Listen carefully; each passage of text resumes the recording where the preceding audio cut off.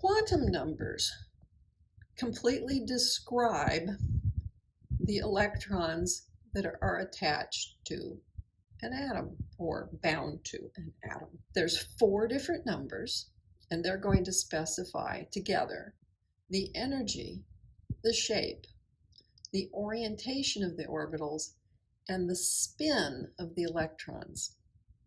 When you get done with these 4 numbers, every electron will have its own unique set of 4, which I like to say, to try to make it easy to understand, is kind of like an address.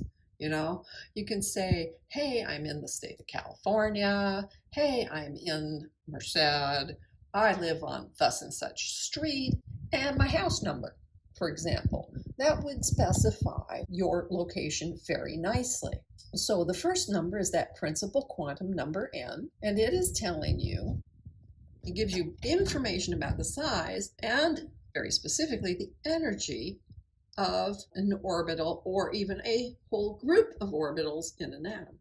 Because we said we could have 1 solution, 3 solutions, 5 solutions, or 7 solutions, right?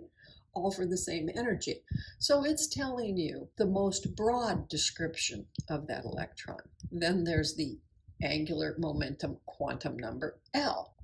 Oh, angular. This is that thing about the angular nodes. Okay, so it's always an integer value. Oh, yeah, we saw that. 0, 1, 2, and 3, right?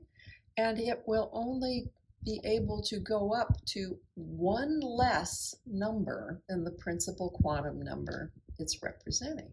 And the orbitals that have the same value of n and L are in the same subshell and have exactly the same energy. So these, like I said, have these letter designations. They've gone on and mentioned 4, which would be G, but you never see that in the periodic table because these are things that are, I don't even know if they've managed to create them or not, but they are definitely not natural elements. So for 9b, we have n, so the 4 quantum numbers that specify everything about an electron in an atom. N is generally described as the energy level. It is specifically called the principal quantum number, Qn. L is the angular momentum quantum number. You might also see it described as the azimuthal, which is a mouthful, not a word you're likely to come across anywhere else, quantum number. And it depends on n. It can start at 0. See, I'm using some set notation. It can be 0, and it can go up to n minus 1. So you can see if n equals 1, the only possible allowed value of L is actually 0, because 1 minus 1 is 0. And that's why you have so few elements in the first period. That's why you have so few elements in the first period. The important thing about L is that it's going to tell you about the shape. And we mentioned that up here in 9a, that S was spherical, P looked like doorknobs, D looked like 4-leaf clovers, most of them, and that F looked like it had 3 nodal planes. Okay, so I said there were 4 quantum numbers. So far, I've only written 2. So what is this one? This is m sub L, and it's written this way because it's going to depend on L. It only has the ability to run a set of numbers as well, and those numbers will depend now on L. So L depended on n, m sub L depends on L.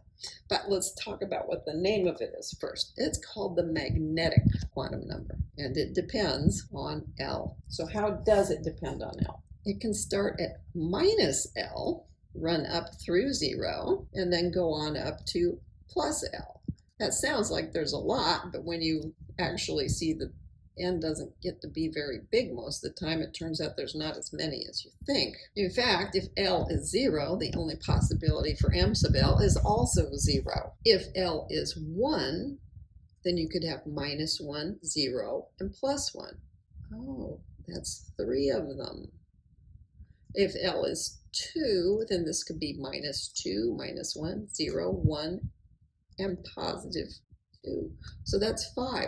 Oh, this is that whole thing about there being an odd number of answers again, right? 1, 3, 5, 7. Okay, all right. So what else should I say about this guy? We can also say it gives you something to talk about as far as the orientation. We had a shape, right?